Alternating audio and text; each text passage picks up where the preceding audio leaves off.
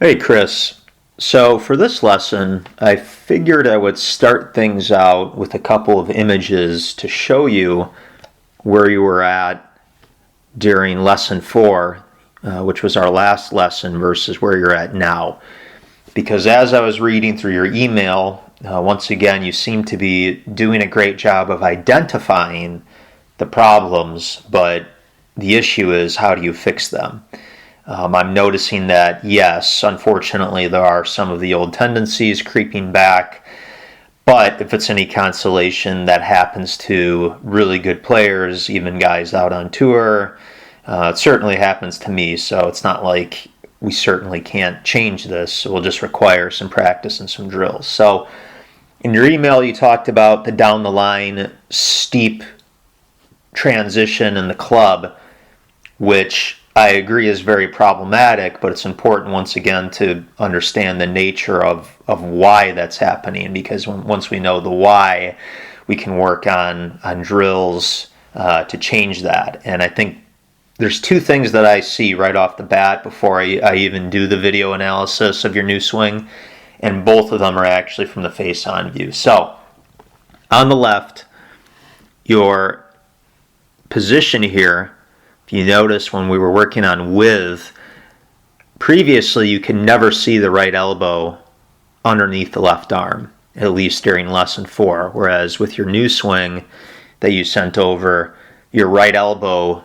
is almost riveted into your rib cage. So I really would like you to work on taking the club back and trying to keep that right arm simply above the left arm. So the reason why I think this is once again so important is because when you take the club back with your right elbow pinched in like that, it tends to look for more depth, and in other words, it will tend to twist more later in the backswing or even in the transition, which is what we'll see when I do the actual video analysis in a couple minutes. So that's why it's very important to get that right arm on top of the left arm. And then from your last lesson, another thing I want to point out, you've always historically seemed to have done a good job of thrusting the hips laterally or initiating the downswing with the lower body. Look how much your hips have advanced past that yellow line. You've always seemed to have done this, but when I pull up your new swing, for one reason or another, that seems to have diminished some.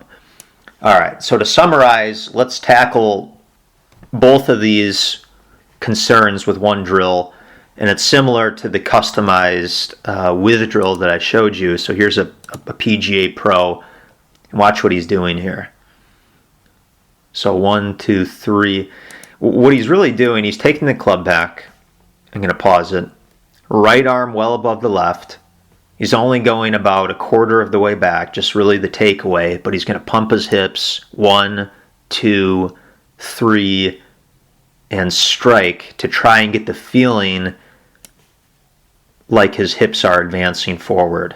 And once again, I would even promote more width than this. I would like to see more space between the right elbow and his body. So when I pull up your new swing here, you're going to notice you don't have that same thrust as you did before. And the problem is, once again, when you don't have that thrust with the lower body, most players, and this is what you're doing now, you're really casting the club over the top or steep.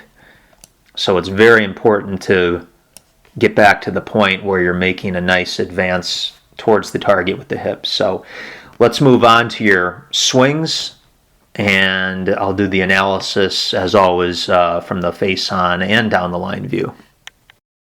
All right, so here you are from down the line. So as you take the club back, it's going quite nicely up the plane, and you can see the club head is hitting your hands.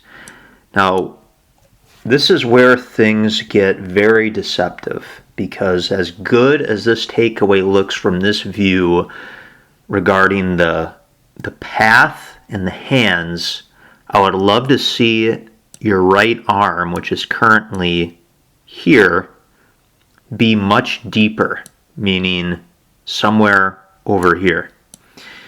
The reason why is when we move to the face-on view, you're going to see, as we've already revealed, that your right elbow is very pinched in front of the body.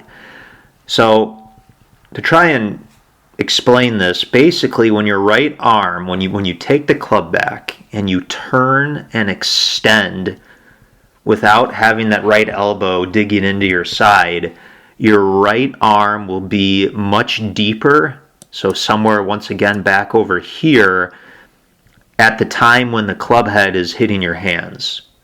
And later in this lesson I'll show you a Hogan model where we can see where his right arm was at this point. Okay, so you're doing a nice job of keeping your hips back against that line. And then here's this move that you spotted, which was a concern. I'm seeing, here's the club head, and here are your hands at this point. So tremendously steep. You described it as a chopping motion. You said your playing partner spotted it, so absolutely. All right. So again, once we work on that waist-high drill over and over with getting width and incorporating the lower body to try and, not only drive laterally, but we want to get that rotation so that the hips are open much sooner. This is what I would call a classic casting motion. And you'll see some good players on tour move their hands out over the ball or towards the ball, but the difference is their lower body is going to open up like crazy and the club head is going to actually kick that way. Brooks Koepka would be one example. You can look up Cameron Champ. That would be another example. Of course, our Ben Hogan model would be an example. But when your hands move out like that and your shoulder is wedged, it's internally rotated, this is the classic super steep out to in. You're going to be taking probably deep divots out on the course, hitting some slices, hitting the ball to the left. It will just be a lot of inconsistencies. So again, it's nice to see though that you haven't on the way down lost a ton of depth in the hips, so that part's good. Just we really need to get those hips rotating better. And like I said in that takeaway, getting that right arm deeper and staying on top of the left arm. All right, so let's look at the other angle, which is the face-on view. All right, so here you are from face-on. So, and again, this is something that I know you're aware of. You have, like I said, the high golf IQ. The grip, you sent over that email of Hogan. You can see how we would love to get that right hand more on top of your left. So in other words, your right hand is going right down the shaft or the grip opposed to underneath it like that. So one thing that might help is hitting 2 or 3 shots, going right to your camera to make sure that your setup is correct. If not, just go back and hit one more shot and then keep checking your camera. I'm not sure if you're filming with an iPhone or a tripod, but to get continual feedback and be on video is good. All right, so as you go back, here's that, again, elbow immediately tucking in.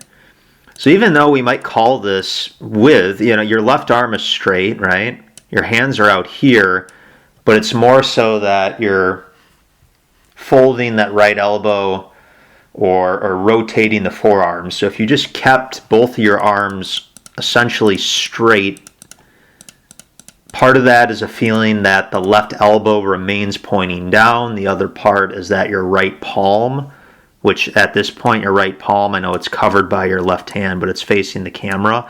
If you just felt like your right palm stays locked down towards the ground, no rotation, and your left elbow stays pointed down, you probably would, at this point, be in a position where your right arm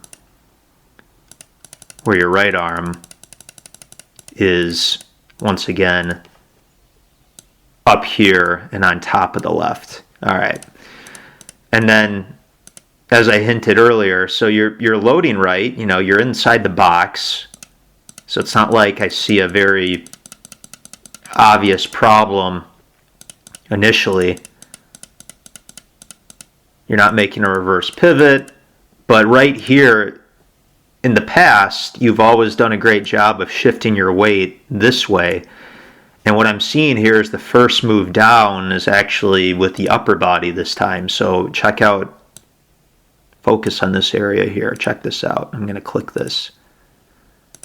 So you're really starting the downswing with your upper body, and that is going to hinder the rotation in the lower body as well as the weight transfer.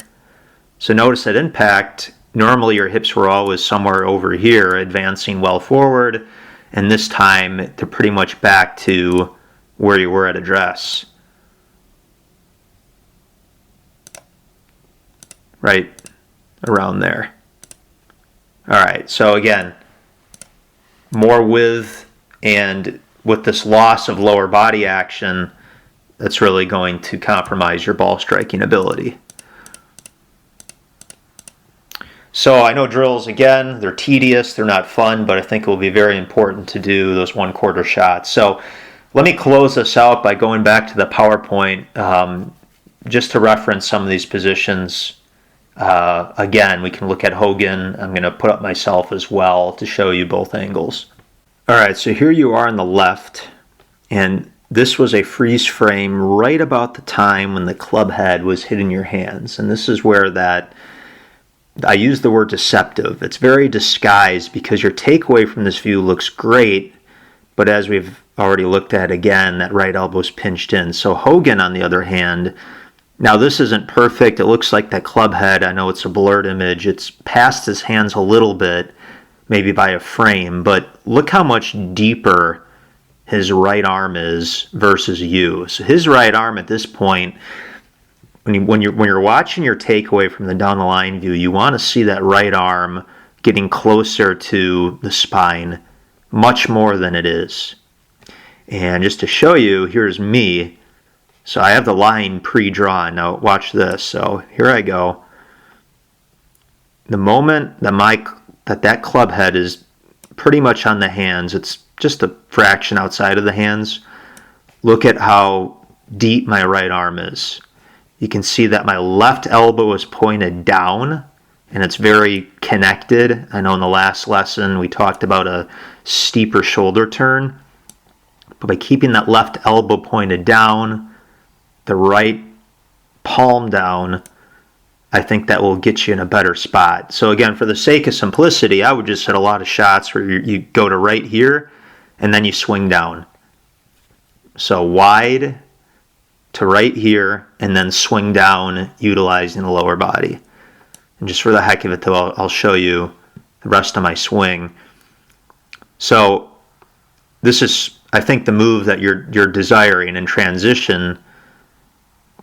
We see where the club is. I'm actually shallowing it a bit. So even though my hands are working out towards the ball, it's not over the top because the club head is kicking behind me as the hands work out. But a big part of that is facilitated by the fact that my right arm is deeper early. It's a very, very tough move to make to begin with. I think it's obtainable for you, but it's almost impossible to make this move if my right arm did not get deep early. I've tried it before with my right elbow pinched in early. I would have no chance. So what's happening is my right arm's getting deep, right here. Same position. And then the club is actually a little bit more vertical in the backswing, which will allow me to shallow it later. So bottom line in golf, when one thing happens early on, expect an opposite reaction later on. But this isn't, purely a result of the arms. You can see my left knee. The second that downswing starts, that left knee is going to immediately retract and open. So by the time I'm hitting the ball, my hips are quite open. Very open at impact. All right. So again, if I freeze frame myself right here, club head somewhere around the hands, the right arm is deep. Not saying that I am anything like Ben Hogan, but if we go over to Hogan, this is what it looks like from the other angle. So even though, here's the club head extending out, it's off the camera, but check out that spacing again in between the right elbow and the body. All right, so I hope this helps. Let me know how it goes, but long story short, let's go back to the basics and just do a lot of quarter shots with the hip thrusting like this, and that way you're not overwhelmed with swing thoughts. So I think, again, you have a lot of potential. A little bit of a setback now and then happens to all good players, but we'll get that fixed up as long as you're willing to do some drills. All right, Chris.